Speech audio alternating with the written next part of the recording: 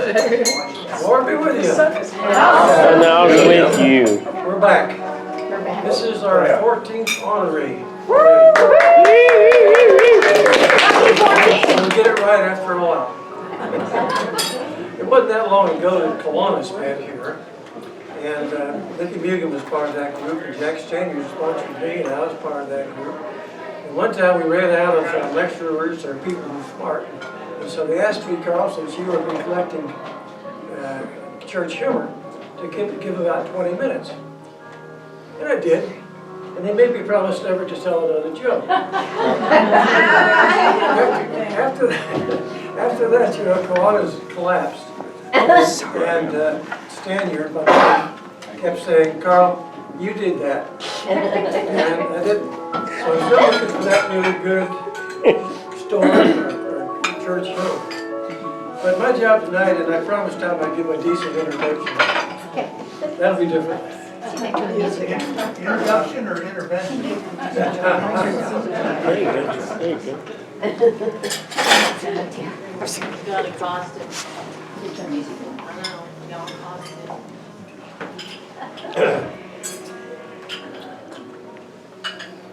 Wait till I see everybody. She'll be in the middle of it. She's all right. I did not even see you there. How's it going? I don't wear, He's invisible. You don't wear I don't what? wear lights. We don't need it. You fit right in home or back. Tom Scotter's our honoree tonight. And Tom is a recent arrival at the church. He's from Florida, neighbor of mine from Young's Mountain. If I speak closer, That's better. There you go. Lift it up. Or lift it up. Yeah, or put it in your hand and hold it against your mouth. Just wondering. Little karaoke. There you go. You got it now. Okay. Tom spent many years as a supervisor and administrator with Pepperidge Farms. I don't think he was the one rolling out the dough, but he was an administrative capacity. To his inner friends, Tom is known as the sloth. Sloth. Okay. What do you for guys like me who don't know any of that? They are a small animal, just a lot like a monkey that you see pictured in trees, and it's hanging on like this to the side of the limb. And they got big popping out eyes. They have 3 toes, and they kind of hang on and smile. They are known for their slowness. You know, if a bee stings them, 30 seconds later they'll slap it hard. And so we know what we're getting into. Tom is not like the Superman and the bullet with the speed of light and all of that. But he married someone just about the opposite, almost like the Roadrunner. He makes up for a lot of that which Tom doesn't possess. But Nancy's into most everything at the church and engaged and volunteers and both Nancy and Tom are going to be big mainstays at our church. Tom spent part of 3 years studying theology, so you can ask him to clear up the question of the Trinity when he's up there. And I'm just looking forward to hearing about one of our newer members of the church, and I think it's going to be a real mainstay for us.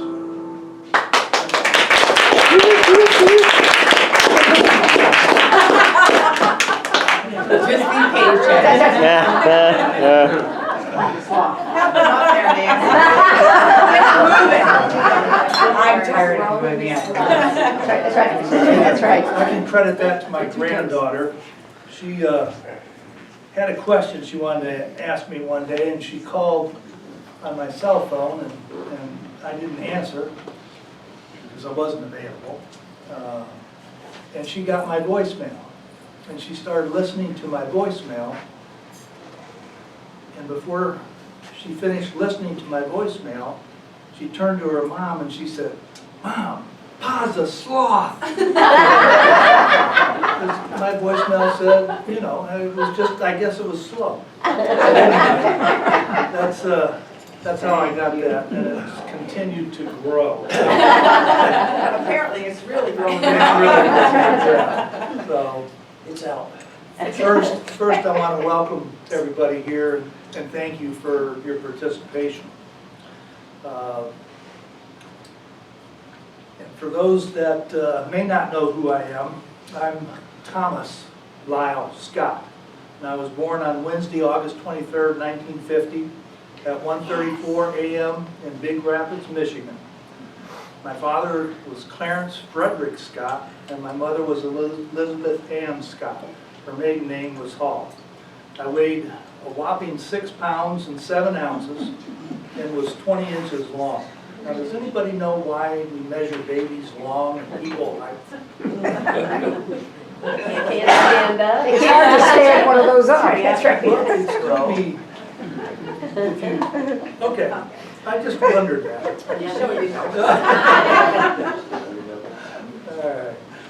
I was the second son born to what would become a family of 4 children. I have an older brother, Larry, who's 4 years older than me. I have a younger sister, Kathy, that is 4 years younger than me. And then the baby of the family, my youngest sister, Mary, is 8 years younger than me. And all 3 of them currently live in Bradenton, Florida. Every 4 years. After my birth, we lived in Big Rapids till I was about 2, and that's when my father graduated from Ferris College. Then we moved back to Dryden, Altamont, Michigan, which is about an hour north of Detroit. These were small farming communities located, as I said, about an hour north of Detroit. My father started teaching at the Dryden Community School, which was a kindergarten through 12th grade. And after school, he worked the 3rd shift at Champion Home, which is a mobile home builder. And he would spray paint the trailers as they came off the line. And then, on the weekends, he would go to a dealership and sell cars. So my mother stayed home and took care of the children. We lived in that area until I completed 4th grade at age 9. During those 7 years in that area, we lived in 3 different homes. We first lived in the Red Farmhouse, then we lived in the town of Dryden, and then we lived in a big farmhouse. Memories of living in that area and in those homes were all good. But my favorite was probably when we lived in town, because I had so many kids from school that I could play with. And I'd also gotten my first bike, and there wasn't a place in that town that I didn't know. When we lived in town, that was my first memory of ever going to church. I was baptized and raised Episcopalian. However, during my childhood, attendance and participation depended more on the availability of where the church was than anything else. And when we were in town, we were only a couple blocks from the church. I started kindergarten when I lived in town, and to this day I still remember that one of our assignments was to color the alphabet letters. I did good until it came to the letter O. It took me 3 times and 3 different worksheets to finally color the letter O correctly. However, I did still graduate from kindergarten. I don't know if that was because my dad was a teacher there or I actually performed the skills necessary to move forward to 1st grade. The summer after 1st grade, my father quit teaching and quit working at the Champion Home. And he went into the gravel business with my grandfather. And that was all at the big farm. So we moved to the big farmhouse. I also enjoyed living there because not only did we have the gravel pit to play in, we had fields of cucumbers and alfalfa, as well as a few horses. We had some cattle, several milking cows, pigs, chickens, rabbits, and dogs. We were breeding and raising dogs for a doctor out of Detroit. The gravel business really didn't develop as envisioned, and my grandfather wasn't getting any younger. And my dad was stationed in Florida during World War II, and he always wanted to move there. Plus, in the winter times, my mother would get hives if she got too cold.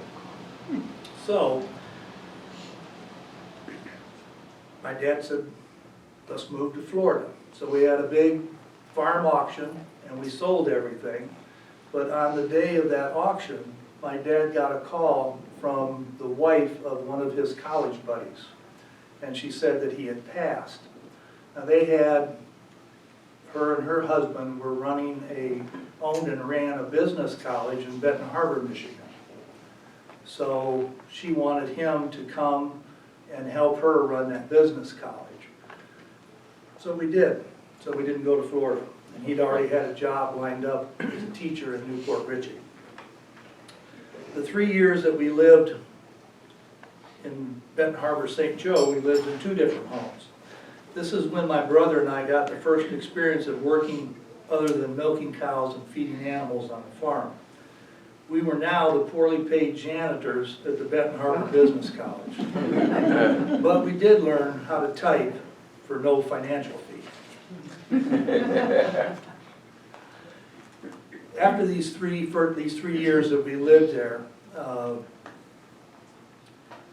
and my dad had worked, helping her with the business college, and it had started to do the best that it had ever done. He resigned, and he said, we're now going to Florida.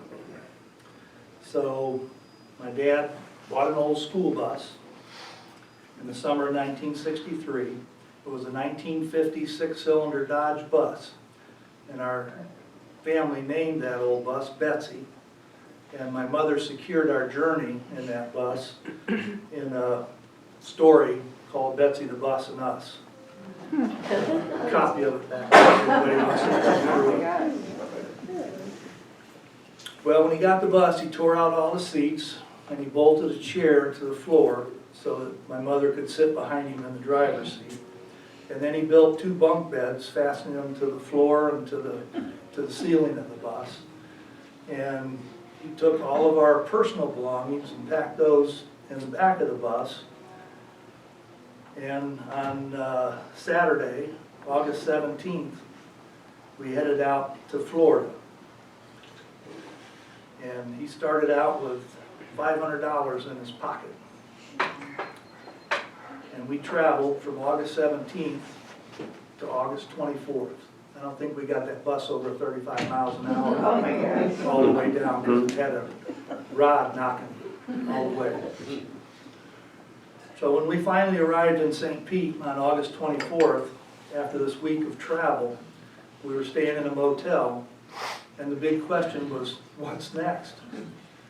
My dad wanted to know where we wanted to live.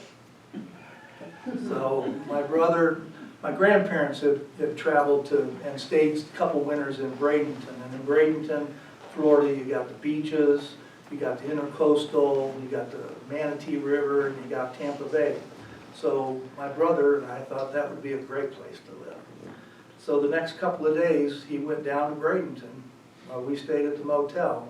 And 2 days later, he came back with a teaching job at Walker Junior High School in Bradenton, Florida. So, and that job paid a whopping $5,000 a year. So we moved into a home not far from the school. And the school that he got a job in was the school that I was going to, the junior high school. So there you go again, I got to go to school, same place my dad goes to school. Over the next 52 years, my dad lived in 2 different homes in the Bradenton area. And in 2015, at the age of 89, he passed. And we had lost my mother 21 years earlier in 1994 to colon cancer at the age of 68. So in 1963, I started 8th grade at that junior high school, and 5 years later, in 1968, I graduated from high school. I had what I would consider a pretty typical teenage experience during this time. I was an average student at best, because I didn't have much interest in school. I never really applied myself, and I did what I had to get by. My focus was on playing football, being on the water skiing, fishing, and of course, girls and being a beach bum.